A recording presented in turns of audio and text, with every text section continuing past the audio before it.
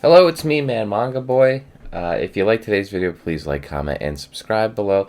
It helps the video quite a lot. Helps me blow out like your boy he wants to do.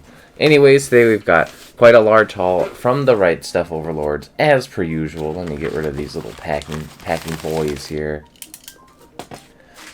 So let's get into this haul. You can probably see some super unfamiliar books here. You know, I'm not very familiar with a lot of these myself, okay? I got Fushugi Yugi, they're humongo, but let's skip over this stuff, okay? Let's skip over that. Let's uncover the rest of this and pull out something even less known to man. 86, okay? I heard this is a really good light novel, so I decided to get the manga. I heard the anime was only okay, so I probably won't be watching the anime, but I did decide to, cut out the middleman, just give it a read, see if I like it. It looks pretty good, a lot of... So, why not? I also got 7th Garden Volume 8.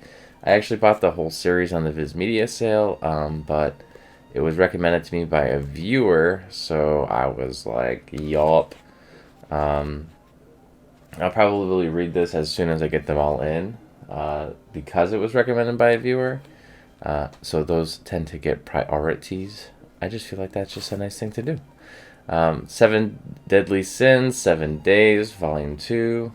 Still missing Volume 1, but there's only 2 volumes in the series, so it's pretty easy to get. This is just like to read supplementary to 7 Deadly Sins. It happens before the main story does, or where it picks up. Bakemonogatari, Volume 8 by Oh Great. See how 8 and great, they rhyme kind of. The artwork to this is amazing. It's based on a very good light novel. A lot of people who like light novels say to read the manga. It's very good as well. And that's a big feat, because usually light novel readers don't say that. They actually say if you read manga, you're a fool to read the manga adaptation. The Girl with the Senpaku Eyes. I pretty much only got this because I was watching another manga tuber, and they said, look at these cool color pages. And I was like, excuse me, color pages? And so I bought it when it was on sale during some sort of a romance comedy harem sale thing. Pretty much this girl has RBS, or resting bitch face, or RBF, there we go. And so she's just crushing on this dude, trying to get her to notice her, say that she's not like mean. So I thought it'd be an okay read. I really was interested in the color pages, though. That was really cool to me. We have That Time I Was Reincarnated as a Slime, and Volume 3, Life is Tempest. I don't know much about that one. Sayonara Football, Farewell My Dear Kramer. I don't know what that means. No idea. But it's by the same person who makes My Lie in April. So I decided to pick it up, go for it, and see how it is. I don't think it's too long, but it might be ongoing. Not 100%. But I figured if it's by the people who made Your Lie in April, it's got to be pretty decent. Shaman King 1, 2, 3. I'm pretty much buying into this with the hopes that they complete the story and do the spin-offs. The translation is superior in these omnibuses. I have the singles, so if you guys can't find the singles anywhere, don't worry. You're reading the superior translation. Trust me, I've read both. This is the way to go. Okay, so don't think that your life is over. It's okay. Fushigi Yugi Volume 6. My girlfriend actually wanted to read this. There's only 6 volumes in the Viz Big editions. I actually don't really like Viz Big editions that much, but she liked one of the covers. She thought that it looked really good. That's what made her want to read the series, is she saw a cover. She's like, ooh, that looks so nice, and on Instagram, and so I picked it up for her during the Viz sale. But I am actually really surprised by the quality of these volumes. Viz Bigs are usually not this nice or good or quality. They certainly don't have shiny print, and it's actually raised, even, if you can believe it. So I'm really, really impressed with this kind of a release by Viz Big. I don't understand why, the Dragon Ball one couldn't look so nice, or the Rurouni Kenshin one, or any of the other popular ones that they released. because I've never even heard of Fushigi Yugi. Maybe it's a really popular shoujo, though. I'm not really sure. I'm going to probably give it a read, too. It seems interesting. It's about gods and such, and Chinese things, and romance snafus. So, you know, 2 out of 3 of those things are like my kind of bag, but, you know, it seems very similar to Yona of the Dawn, just from looking at the art style and, like, the way that they present the text on the side. I really like that map. It looks really neat. So hopefully it is pretty similar to Yona of the Dawn. And then it becomes pretty cool to read. Then I don't have to look like a lame-o reading it. You know, hiding it with another book suit over it at the airport. Wearing a mask, a hat, scarf. You know, looking real inconspicuous. So, another box from Right Stuff. Let's open a read. Uh-oh. Look at that Gundam, guys. This is a quality book. This is a quality haul right there. You got Ninja Slayer. We got Gundam. Oh my god. Okay, Gundam Wing Volume 14. Endless Waltz. Glory of the Losers. I believe that's the last volume. Not the last one I was missing, though. I don't think I have them all. But I might. Ninja Slayer Volume 3. Each one of these is titled by the arc that it covers in the volume.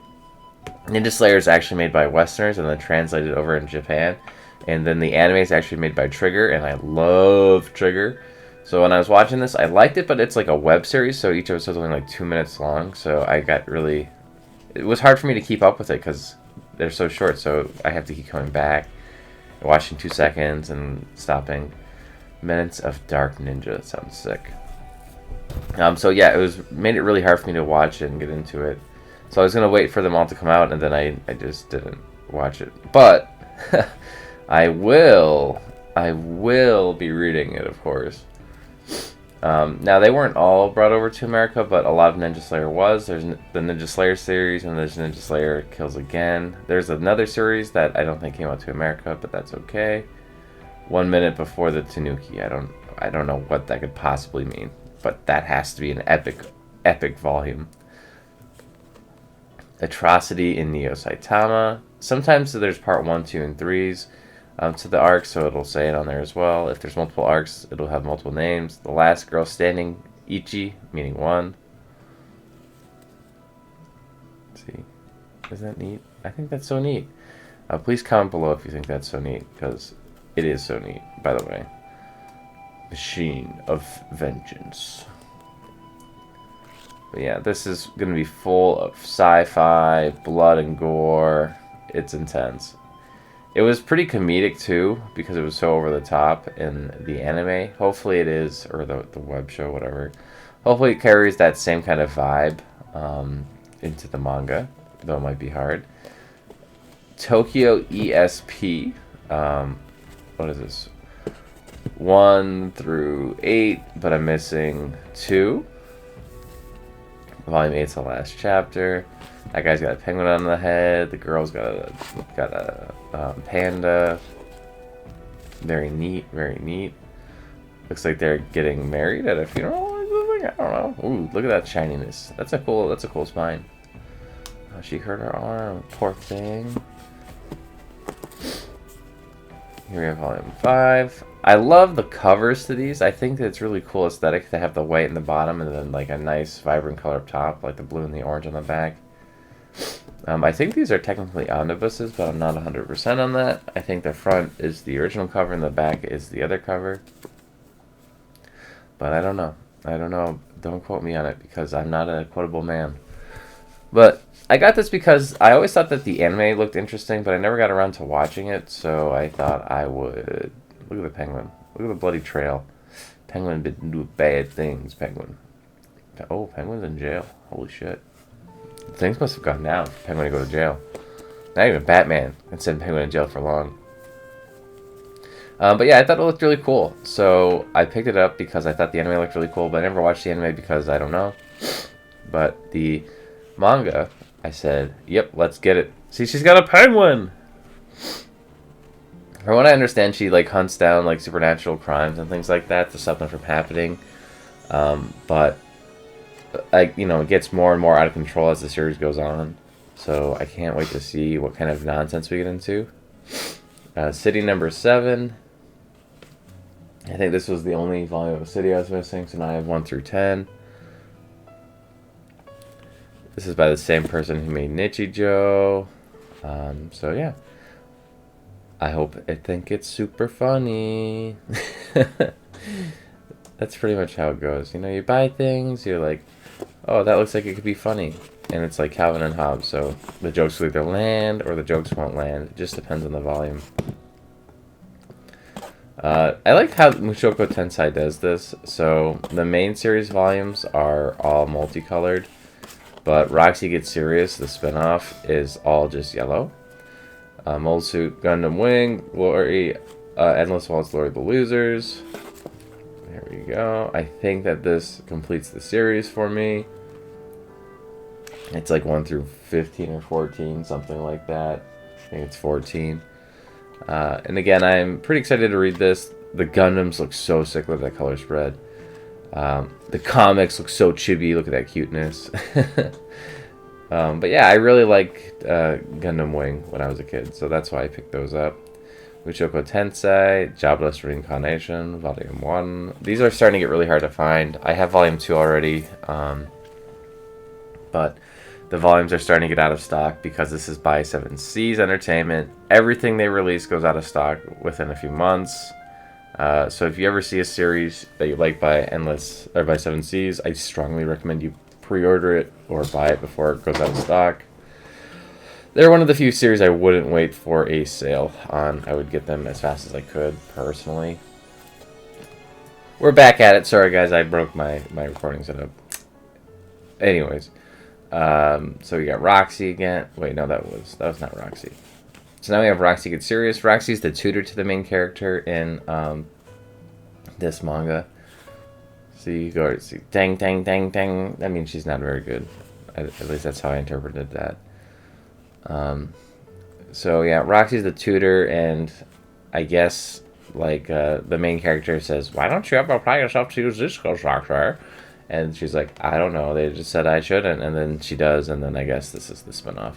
That's as much as I know. But yeah, anyways, this series is getting really hard to get. So, well, not Roxy, but I think Roxy Gets Serious will be hard to find soon enough. If it gets popular enough. Usually the spin-offs are easier to find because they end up being as popular.